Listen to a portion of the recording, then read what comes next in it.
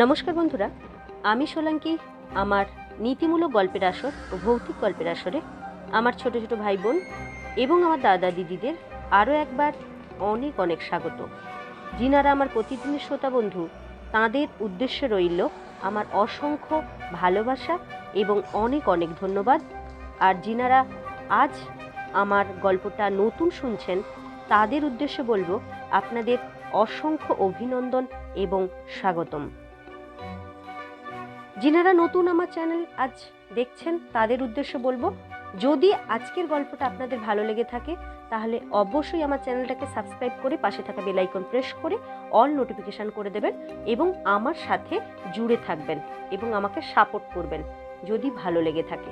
আর যদি খুব ভালো লেগে থাকে বন্ধুদের সাথে শেয়ার করবেন এবং পারলে যদি ভালো লেগে থাকে অবশ্যই লাইক করবেন। তো চলুন, আগের দিন আমরা দেখেছিলাম অনিশ দেবের লেখা উজ্জ্বল অন্ধকার। সেই উজ্জ্বল অন্ধকারের সেকেন্ড পার্ট নিয়ে আজ আমরা উপস্থিত হয়েছি। আমরা তাহলে অনিশ দেবের লেখা উজ্জ্বল অন্ধকারের সেকেন্ড পার্টটা দেখে নেব।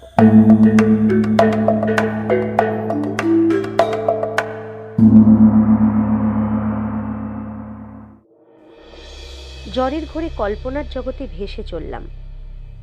ভাসতে ভাসতে কখন যেন তন্দ্রা এসে গিয়েছিল, তারপর ঘুম এবং তারপর স্বপ্ন।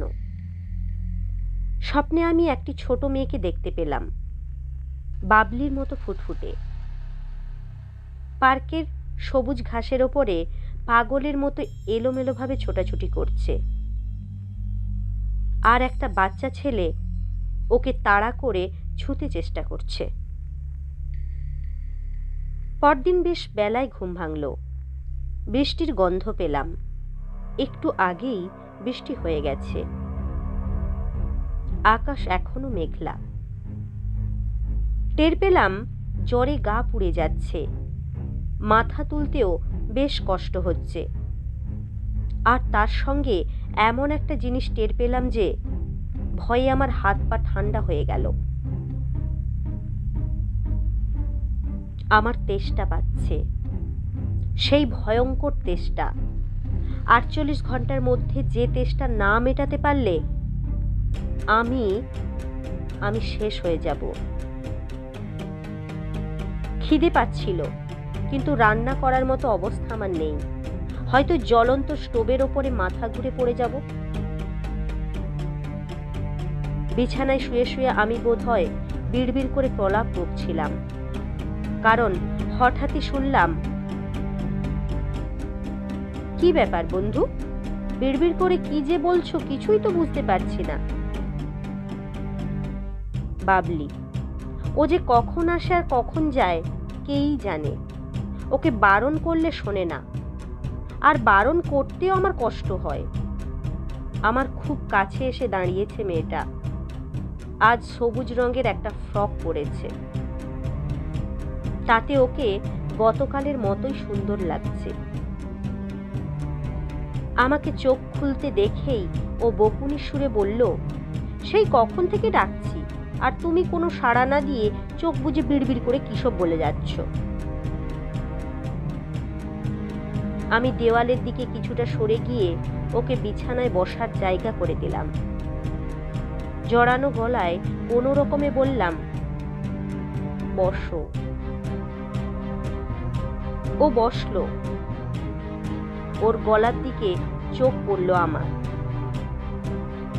চট করে নজর সরিয়ে নিলাম। মেয়েটা হঠাৎই কোথা থেকে একটা থার্মোমিটার বের করলো কে জানে। আমার দিকে সেটা এগিয়ে দিয়ে বলল, নাও জ্বরটা মেপে দেখো। আমি থার্মোমিটারটা নিলাম। জিজ্ঞেস করলাম, এটা তুমি কোত্থেকে পেলে? তাকে রাখা ছিল ঠাকুরের আসনের পাশে, লুকিয়ে নিয়ে এসেছি। আমি জ্বর মাপলাম, 103। বাবলির দিকে কৃতজ্ঞতার চোখে তাকালাম। আমার সঙ্গে সবে গতকাল ওর আলাপ, অথচ আমার জন্য এত ভাবছে মেয়েটা। আমার গা গুলোচ্ছিল, জিভে টক স্বাদ। তেষ্টা না মেটাতে পারলে এরকম হয়। বাবলিকে থার্মোমিটারটা ফিরিয়ে দিলাম। ওর গলার দিকে আবার নজর গেল আমার। ফর্সা, তার উপরে হালকা গোলাপি আভা, আমাকে যেন হাতছানি দিচ্ছে। আমার বাঁ হাতটা মুখে পুরে দিয়ে জোরালো এক কামড় বসালাম। যন্ত্রণায় উহ শব্দ বেরিয়ে এলো আমার মুখ থেকে। বাবলি চমকে উঠে বলল, কি করছো বন্ধু? বলা উচিত ছিল নিজেকে শাস্তি দিচ্ছি, শাসন করছি, কিন্তু তার বদলে বললাম আমার মাথাটা যন্ত্রণায় যেন ছিঁড়ে পড়ছে। কথাটা অবশ্য মিথ্যে নয়, মাথার ভেতরে সত্যি সত্যি অসহ্য যন্ত্রণা হচ্ছিল। তুমি তাহলে রান্না করবে কি করে? সত্যি রান্না করার মতো অবস্থা আমার আর নেই। তাছাড়া চালও তো ফুরিয়ে গেছে। অন্ধকার না হলে আমি দোকানে যাওয়ার ঝুঁকি নিতে পারবো না। তাই ওকে বললাম, চিন্তা করো না, একটু পরে জ্বর কমলে একটু নুডলস সেদ্ধ করে খেয়ে নেব। কেন, ভাত খাবে না কেন? জ্বরের মধ্যে ভাত খাওয়া তো ভালো নয়। মেয়েটা বিছানা ছেড়ে উঠে পড়ল। তারপর আমার সুটকেস হাতড়াতে লাগলো। দেখি কোথায় নুডলস? একটু পরেই ওর উচ্ছ্বাসের চিৎকার শোনা গেল, এই তো ম্যাগি! আমি তো ম্যাগি রান্না করতে পারি, খুব সোজা। দাঁড়াও, আমি তোমাকে ম্যাগি রান্না করে খাওয়াচ্ছি। না না বাবলি, থাক না। আমি উঠে বসতে চেষ্টা করলাম, কিন্তু কে শোনে কার কথা? ও ততক্ষণে ওর গৃহিণীপনা শুরু করে দিয়েছে। দেশালাই নিয়ে স্টোভ জ্বালালো, হাঁড়িতে করে জল বসালো, ম্যাগির প্যাকেট ছিঁড়ে ভেতরের শক্ত নুডলসের চাকাটাকে 4 টুকরো করলো। তারপর জল গরম হওয়ার জন্যে অপেক্ষা করতে লাগলো। আমি কনুয়ে ভর দিয়ে মাথা উঁচু করে ওর কাণ্ড কারখানা দেখছিলাম। কিন্তু একটু পরেই মাথা ভার হয়ে আসতে আর থাকতে পারলাম না, শুয়ে পড়লাম। চোখ মুখ কপাল সব জ্বালা করছিল। হঠাৎই শুনি বাবলি আমাকে ডাকছে। কোনো রকমে চোখ খুললাম। ও আমাকে উঠে বসতে বলছে, ম্যাগি খেতে হবে। আমি অতি কষ্টে উঠে বসলাম। বাবলিও আমাকে ধরে কিছুটা শক্তি জোগালো। তারপর চামচে করে আমাকে ম্যাগি খাওয়াতে লাগলো। আমি ওকে দেখতে লাগলাম, সাথে সাথে খেতেও লাগলাম। আমার মনে পড়ছিল মায়ের কথা। খাওয়া শেষ হলে আবার শুয়ে পড়লাম। একবার মনে হলো বাবলিকে সব কথা খুলে বলি, তারপর বলি ও যেন আমার কাছে আর না আসে। কিন্তু সে সাহস জুগিয়ে উঠতে পারলাম না। নিজের কাছে নিজে হেরে গেলাম। ওর দিকে তাকিয়ে কথা বলতে গেলেও ওর গলার দিকে চোখ চলে যাচ্ছিল, আর অপরাধ বোধের একটা গ্লানি বুকের ভেতরটাকে ভাসিয়ে দিচ্ছিল। বাবলি উবু হয়ে বসে এটা সেটা নাড়াচাড়া করছিল। হঠাৎই বলল, তোমার তো চাল নেই দেখছি, শুধু 2-4টে দানা পড়ে আছে। হ্যাঁ, ফুরিয়ে গেছে, কিনতে হবে। কে কিনবে? তুমি? এই জ্বর নিয়ে তুমি কোথায় যাবে? আমাকে টাকা দাও, আমি কিনে আনছি। কথাটাও মোটেই মিথ্যে বলেনি। খাওয়া দাওয়ার পর জ্বরটা যেন আরো বেশি করে এসেছে। তার উপরে ওই অপতেষ্টাটা। পাগলের মতো একটা গলা খুঁজছি আমি, সুন্দর নরম গলা, যে গলা থেকে প্রাণ শক্তি বয়ে আসবে আমার শরীরে। ছাতি পাটা তেষ্টায় আমি মাথা এপাশ ওপাশ করতে লাগলাম। আর বাবলি ভাবল জ্বরে আমার অসহ্য কষ্ট হচ্ছে। বালিশের নিচ থেকে টাকা বের করে ওকে দিলাম। জড়ানো গলায় বললাম, চাল আজ আর লাগবে না, কাল হলেও চলবে। টাকাটা নিয়ে বাবলি আমার উপরে ঝুঁকে পড়ল, কপালে হাত বুলিয়ে দিতে লাগলো আর বারবার বলতে লাগলো, উফ, তোমার গা কি গরম, এক্ষুনি ডাক্তার দেখানো দরকার। আমার নাকে অদ্ভুত সব গন্ধ আসছিল, বৃষ্টি ভেজা গাছপালার গন্ধ, ভেজা ইট আর বারিশের গন্ধ, আর সবকিছু ছাপিয়ে বাবলির গন্ধ। আমার কপালে ওর ঠান্ডা হাত আমাকে আরাম দিচ্ছিল, আর একই সঙ্গে তেষ্টার কুমিরটা আমাকে বারবার হিংস্র কামড় বসাচ্ছিল। হঠাৎই বাবলি বাবলি বলে কে যেন ডেকে উঠল, একজন পুরুষের গলা। আমি চমকে উঠলাম, ভয় পেলাম, লোকটা ডাকতে ডাকতে ভেতরে ঢুকে আসবে না তো। বাবলি চাপা গলায় বলল, বাবা। তারপর থার্মোমিটারটা ছো মেরে বিছানা থেকে তুলে নিয়ে ছুট লাগালো। যেতে যেতেই মুখ ফিরিয়ে বলে গেল, কাল আসবো বন্ধু। আমি জ্বর আর তেষ্টায় ইটের বিছানায় উথাল পাথাল হয়ে ছটফট করতে লাগলাম, আর মনে মনে একান্তভাবে চাইলাম একজন অজানা অচেনা লোক পথ ভুল করে পুরো বাড়িটায় ঢুকে পড়ুক, এক্ষুনি, এই মুহূর্তে।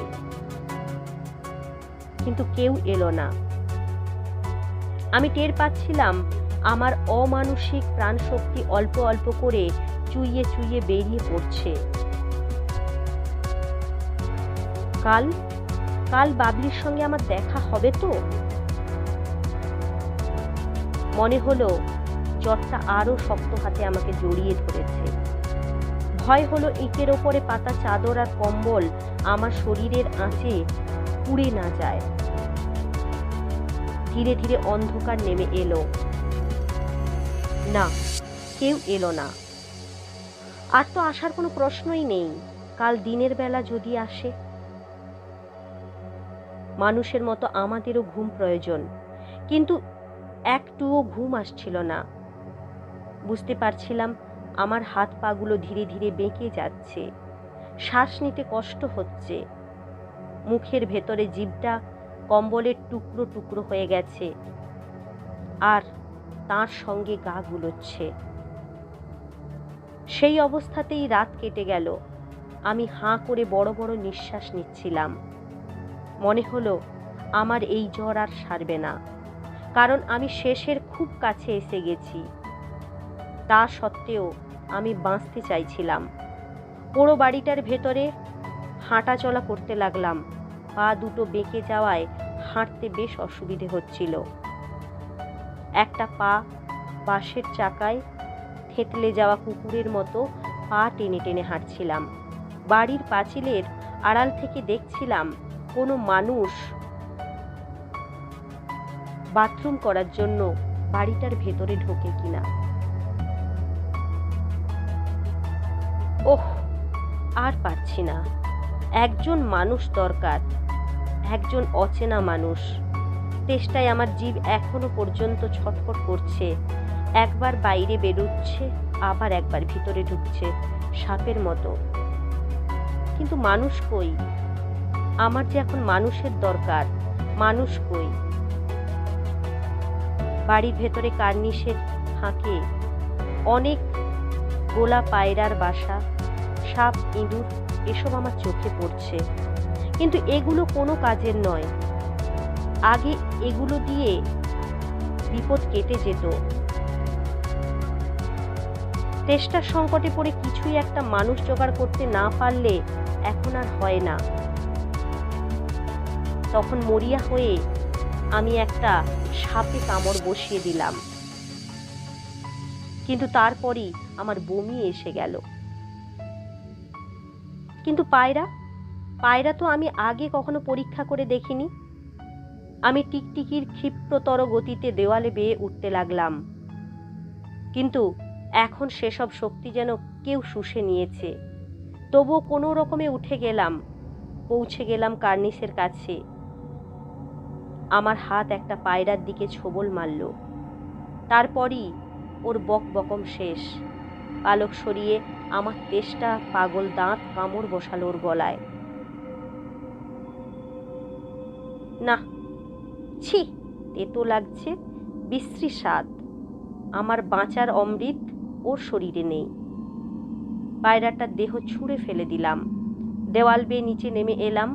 রুমাল দিয়ে মুখ মুছে একটু জল খেয়ে নিলাম। আর ঠিক তখনই মানুষের গন্ধ টের পেলাম, তার সঙ্গে শব্দও। দেওয়ালের আড়াল থেকে দেখি একটা লোক বাড়ির এলাকায় ঢুকছে। পরনে পাজামা আর ডুরে শার্ট, কালো চিমড়ে চেহারা। সে যতই রোগাটে চেহারা হোক না কেন, তাতেই আমার কাজ চলে যাবে। আমার জিভ লক লক করে উঠল। জ্বরে পুড়ে যাওয়া শরীর আরও তেঁতে উঠল। আমি আড়াল থেকে লোকটার ওপর নজর রাখতে লাগলাম, বাঘ যেমন হরিণের ওপর নজর রাখে। লোকটা একটা আগাছার ঝোপের দিকে তাক করে দাঁড়ালো, তারপর পাজামার দড়ি খুলতে লাগলো। বুঝলাম ছোট বাইরের কেস। সুতরাং আমি আড়ালে আড়ালে যতটা পারা যায় লোকটার কাছাকাছি চলে গেলাম।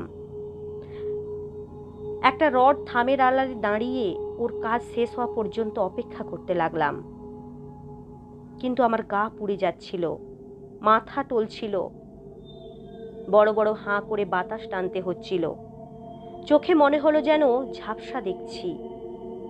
আকাশ মেঘলা। আধ ঘন্টা আগেও টিপটিপ করে বৃষ্টি পড়ছিল। এখন বৃষ্টি নেই, তবে চারপাশ ভেজা। গাছের পাতা বাতাসে অল্প অল্প নড়ছে। কোথা থেকে যেন কাক আর শালিকের ডাক শুনতে পাচ্ছি। লোকটার কাজ শেষ, পাজামার দড়ি বাঁধছে। এইবার ও কি, দূরের ভেজা রাস্তা ধরে ছুটে ছুটে কে আসছে বাড়ির দিকে? বাবলি, ওর হাতে ঝোলানো একটা পলি ব্যাগ। আমি তাড়াতাড়ি বাড়ির ভেতরের দিকে হাঁটা দিলাম। পেছন দিকে তাকিয়ে দেখি লোকটা বাড়ির চৌহদ্দি ছেড়ে বেরিয়ে যাচ্ছে। আর কোনো আশা নেই। পলকে আমার গলা শুকিয়ে কাঠ। শরীরের ভেতরে শর্ট সার্কিট হয়ে গেল। হুমড়ি খেয়ে পড়ে গেলাম মেঝেতে। বাড়িটার মেঝে ভাঙচুর, উঁচু নিচু। বাটিক প্রিন্টের মতো ফাটল দিয়ে গাছগাছড়ার চারা বেরিয়ে এসেছে। কোনো কোনো জায়গায় কংক্রিট উধাও হয়ে মাটি বেরিয়ে পড়েছে। বারিশের টুকরো নানা জায়গায় ছড়ানো। উপুড় হয়ে পড়েছিলাম কিছুক্ষণ। তাই আগাছার গন্ধ, মাটির গন্ধ, বারিশের গন্ধ নাকে এলো। আমার হাত পা থরথর করে কাঁপছিল। কম্বলের জিপটা লাঠির বাড়ি খাওয়া সাপের মতো ছটফট করছিল। কান দিয়ে যেন আগুনের হলকা বেরুচ্ছিল। আমার শরীরের সমস্ত শক্তি জড়ো করে বুকে হেঁটে আমার ঘরের দিকে, বিছানার দিকে এগোলাম। বারবার মনে হতে লাগলো খুব জোর বেঁচে গেছি। আর একটু হলেই চন্দ্রমালার কাছে আমার আসল চেহারা ফাঁস হয়ে যেত। আমি যখন হামাগুড়ি দিয়ে আমার ঘরের ভেতরে ঢুকছি, তখনই বাবলির চাপা গলার ডাক শুনতে পেলাম। আমি কোনো রকমে উঠে বসলাম। ঝাপসা চোখে দেখলাম আমার সামনে দাঁড়িয়ে আছে বাবলি। ও বলতে শুরু করেছিল, এই যে বন্ধু, তোমার চাল নিয়ে এসেছি। কিন্তু আমার অবস্থা দেখেই ওর হাত থেকে পলি ব্যাগটা খসে পড়ল। ও ছুটে চলে এলো আমার পাশে, হাঁটু গেড়ে বসে পড়ল। চোখ বড় বড় করে বলে উঠল, এ কি হয়েছে তোমার? আমি হাঁপাচ্ছিলাম। বুঝতে পারছিলাম আমার চেহারা নিশ্চয়ই খুবই বিভৎস দেখাচ্ছে। তবু মেয়েটা আমার কাছে ছুটে এসেছে, আমাকে ভয় পায়নি। বন্ধু, বন্ধু, কাঁদো কাঁদো গলায় ডুকরে উঠল মেয়েটা। আমাকে দু হাতে জড়িয়ে ধরল। আমিও কাঁপা হাতে বন্ধুকে জাপটে ধরলাম। আমার ভেতরে একটার পর একটা বিস্ফোরণ ঘটে গেল। বাবলি কত নরম, কত কোমল, নমনীয়, প্রাণ শক্তিতে দুই টুম্বুর। এক কথায় বলতে গেলে আমার জীবন। অথচ বাবলি আমার কপালে আর আমার মাথায় হাত বুলিয়ে দিতে দিতে বলল, সর্বনাশ, তোমার গা যে পুড়ে যাচ্ছে। তোমার জন্য দুটো জ্বরের ট্যাবলেট কিনে এনেছি, এখনই একটা খেয়ে নাও। দেখবে জ্বর একদম সেরে যাবে। ওষুধের দোকান থেকে বলেছে। ও তাড়াতাড়ি মেঝেতে পড়ে থাকা পলি ব্যাগের কাছে ছুটে গেল। ব্যাস, হাতে ব্যাগের ভেতর হাত রাখতে লাগলো। আমার শরীরের ভেতরে আচমকা খিঁচুনি শুরু হলো। আমি চিত হয়ে ছিটকে পড়লাম। বাবলি ছুটে এলো আমার কাছে, আমার মুখের ওপর একেবারে ঝুঁকে পড়ল। বন্ধু, বন্ধু, ও কান্না কান্না গলায় ডেকে উঠল। ঝাপসা চোখে দেখলাম ও গোলাপি নরম গলা আর ঠোঁটের কত কাছে, দাঁতের কত কাছে রয়েছে। একটা নোংরা লোভের ঢেউ উথলে উঠল আমার ভেতরে। তাই মরিয়া হয়ে বাবলিকে এক ঝটকায় দূরে ঠেলে দিলাম। চটপট একটা ইটের টুকরো তুলে নিয়ে মুখের ভেতরে ঠেসে দিলাম। তারপর আরও কিছু সে টুকরো মুখে পুরে নিলাম। একবার, দুবার, বারবার। আমার দাঁতকে আমি আর অন্যায় করতে দেব না। ওরা ইট, সিমেন্ট, বালি চিবিয়ে ব্যস্ত থাকুক। বাবলি মেঝেতে পড়ে গিয়েছে, কিন্তু তা সত্ত্বেও ও বন্ধু বন্ধু বলে ফোঁপিয়ে ফোঁপিয়ে কাঁদছিল। ও আবার আমার কাছে এসে দাঁড়ালো। আমার বেঁকে যাওয়া হাত তখন পাগলের মতো বাতাস আঁকড়ে ধরতে চাইছিল, আর মুখ দিয়ে চাপা গোঙানির শব্দ। আমি বিশাল হাঁ করে বাতাস টানতে চাইছিলাম, মনে হচ্ছিল এই শেষবার। ঠিক তখনই বাবলির এক ফোঁটা চোখের জল পড়ল আমার হাতের উপরে। আমার সমস্ত কষ্ট নিমেষে জুড়িয়ে গেল। আহ, মুক্তি, মুক্তি। মৃত্যুর আগের মুহূর্তে আমার কানে এলো কেউ যেন বাবলিকে নাম ধরে ডাকছে বারবার। বাবলি, বাবলি, ও বাবলি। তো বন্ধুরা, গল্পটা কেমন লাগলো অবশ্যই কমেন্ট করে জানাবে।